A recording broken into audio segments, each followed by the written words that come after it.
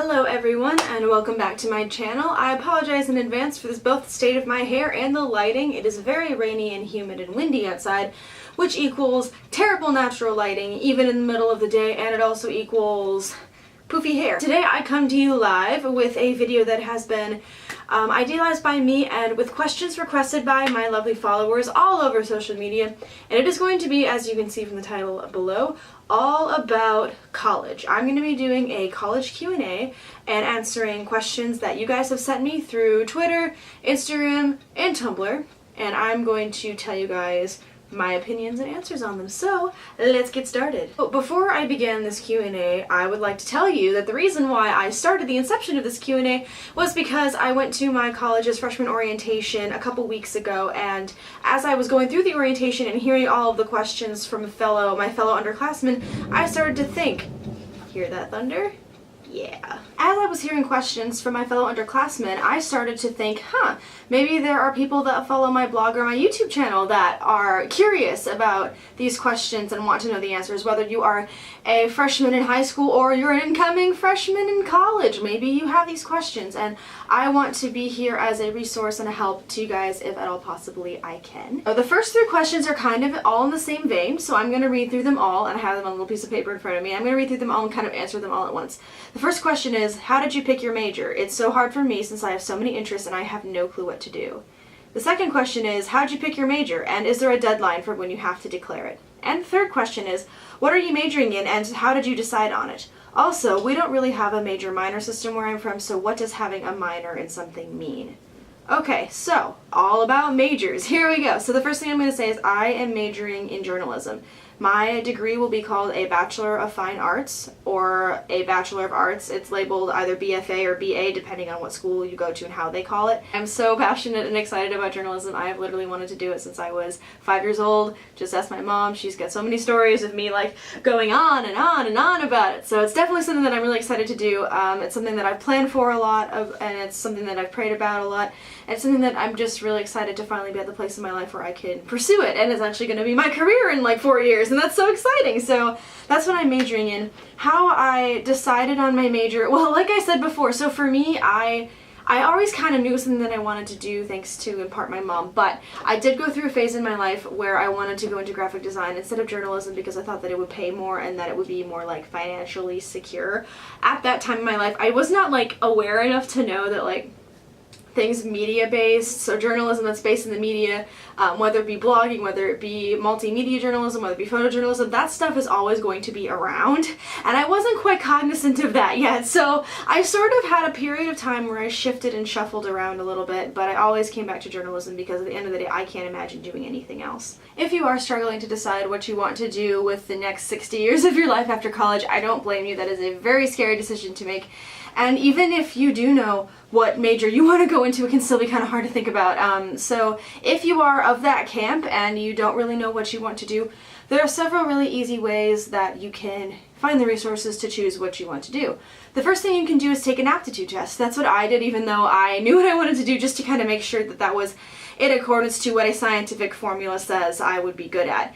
You can get aptitude tests through a wide variety of places, through a wide variety of sources. I know some high schools, like counseling centers, or some schools' guidance counselors offer free or very inexpensive. You can also take aptitude tests online. Some of them are free, some of them aren't. I would recommend paying some money for an aptitude test that you know is very good because you don't want to be doubting yourself or wondering, ooh, maybe this test would have said something different. You don't want any room for doubt or excuses in your plan for your life because it's your life and this is the time in your life where you have to take control of it. Does that make sense? Hopefully it makes sense. The second thing that you can do to find out what you want to do after college and in college is you can talk to your guidance counselor or, you know, a trusted adult in your life. Do research, find out what you could do with this kind of major. There's a really great website that's actually called What Can I Do With This Major? And if you type in a major, or if you type in something that you would want to do, say you would like to do photography, oh, what majors include photography as something that is needed in the skill set? So you can do research on that, you can kind of find out what you're good at,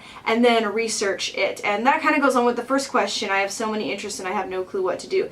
Find things you're interested in and you're good at, and find things that will pay you a decent amount of money. And wherever intersects in that three-way Venn diagram, that's where you need to go. So if you're really good at dance, if you're really good at art, and you're really good at photography, and you're interested in all three of those areas, then what careers in those areas will pay you enough money to live on, a substantial, steady income? Go within those areas and you will probably find something. And again, you can always back these results up with an aptitude test.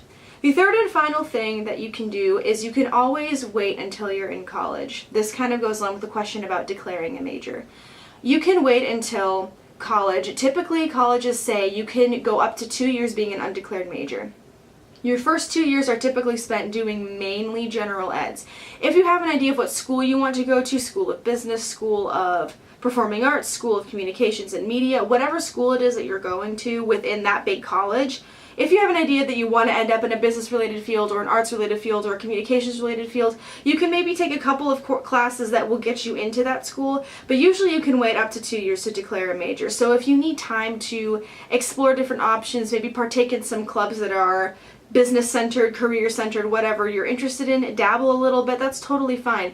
Just make sure that you're being really careful when you do this so you're not wasting money on credits that you won't end up needing, because college classes are super expensive and you don't want to dig yourself into some financial hole trying out different things. So be smart about trying different things out, but it's definitely something that you can consider if you're getting down to the wire, you're in the college you know you want to go to, but you don't have a clue what you want to do. There's always room to experiment and try things out. And there are, again, career counselors, career coaches, and a variety of other resources, both human and non-human, at your fingertips when you're at college to figure out what you want to do with your life. For those of you that are wondering, whether it's because you don't know what it is or your country doesn't even have this sort of thing, what a minor is it's sort of like an add-on to a major. Typically a minor is about 32-ish college credits. It just kind of, it's like a specialization in something in addition to your major. A lot of colleges require them for many majors. Mine personally doesn't, but a lot of colleges do require a student to have a minor in addition to a major so that you're kind of more well-rounded and you get a good education in more than... Alright, the next question is, do you have any tips for college applications? Yes, you are asking me the question. The first tip that I have for you, college application wise, if you are applying to 2 or more schools, and you can, do yourself a favor and do the common application. thecommonapp.org. Just go there, choose all the schools you want to go to, you fill out one application and it zooms to all the colleges simultaneously. Honestly, time saver, life saver. There are some instances where you will not be able to fill out the Common App, but if you can, please do. Colleges typically don't care whether you filled out the school-specific application or if you filled out the Common App. It really doesn't matter at the end of the day for most colleges. Also, get your supplements done sooner rather than later. What I mean by supplements is this. On the Common Application, there are places where your teachers, your guidance counselors, your references need to write recommendations. Get those out there and done ASAP. You don't want to do this at the last minute because your guidance counselors, your teachers, your professors if you did dual credit, your managers, your volunteer supervisors, they're all going to get slammed with recommendation requests around college application season, so make sure you get out ahead of it so they have time to write you a thoughtful, meaningful, and worthy recommendation before everybody else gets to them. If you need to fill out any additional supplements, such as a homeschool supplement, which is what I had to do, or anything for athletics or scholarships, do those ASAP because you will not want to do them as the time gets closer to graduation from high school. You are going to be really stressed out and you would rather be accepted sooner rather than later because you didn't send in your application on time. The tip I have for the college application is the essay. The essay matters more than you think, especially if you're going into a communications-based field, a business-based field, anything where you're going to have to be talking to people. The essay is really, really, really important. Now, they're going to look at your SAT scores and you got to have those, you know, all in order. That's pretty much a given. I do have a bunch more tips on college applications, but this video would be super long if I did them all. So, if you want a separate video all about college application tips, or if you want any more questions answered just privately, just shoot me a message, email, Tumblr message, whatever the heck, and I will answer them as soon as possible. Alright, final question. Am I going to be lonely on campus? I'm scared to make new friends and move away from home because I haven't had to do that since kindergarten. I am not the person to ask about this, to be quite honest. I'm not great at making friends, just trust me. But I will say this. Making new friends is very hard. It doesn't really matter what stage of life you're in. It doesn't matter who you are. Making friends is very hard and very scary. And I am really sorry that you have to go through this and that you're anxious about it, because it's no fun to be anxious about this sort of thing. My advice to you would be get involved in some clubs that you're interested in. Get involved with clubs that are like your major specific. If you're living on campus, meet people in your residence hall. You're not going to click with everybody instantly, especially if you're like me and really bad at small talk. You're not going to click with everybody instantly, but that's okay. Somewhere along the line, you will find one or two people that you can be close with, that you can share your likes and dislikes and your interests with. It doesn't matter if it's not your roommate. It doesn't matter if it's not somebody on your hall. It could be somebody that you see once a week at a club meeting, but that's okay. In college, everybody is trying to find themselves. They're trying to find a new level of understanding of who they are, and everyone's on that path in a little bit different of a spot. So somewhere along the line in college, I hope you find a friend, but just keep in mind, it might not happen. It might not be in the plan yet for you to meet your lifelong best friend. That's okay. Have patience with yourself. Have patience with other people, but don't shut yourself away in your room when you could be out there meeting people and doing your best to make friends. That's not to say you shouldn't have your alone time. You definitely should. You need time by yourself to recreate. That's not to say that you're not going to get rejected, because you absolutely will, but you gotta try. You're just doing yourself a disservice if you're not trying your best to make friends and to grow and mature, because that's really what college is about. At the end of the day, you are directing your own future right now. If you're going into college, you're in charge of your own future now. And that includes your friends, your health, mental and emotional and physical. This includes your job, your schoolwork, your grades, your internships, all of that, all your connections, all of that is up to you. So do what you gotta do to make friends. Do what you gotta do to not be lonely. But don't stress. Don't make it a thing, because it doesn't have to be. At the right time, you'll find the right person if you keep an open mind and you keep looking. That are also all the questions that I received about college stuff. Thank you so much for sending those in, you guys. If you have any other questions, or you want me to make another video about any of the topics that I mentioned, I'm always ready and willing to talk about my future. So just shoot me an email, a message, whatever the heck you want to do, and I will most definitely do that. But it's been a real pleasure talking to you guys. I hope that your day, week, month, year is going well. And yeah, I'll see you guys later. Make good choices. Bye.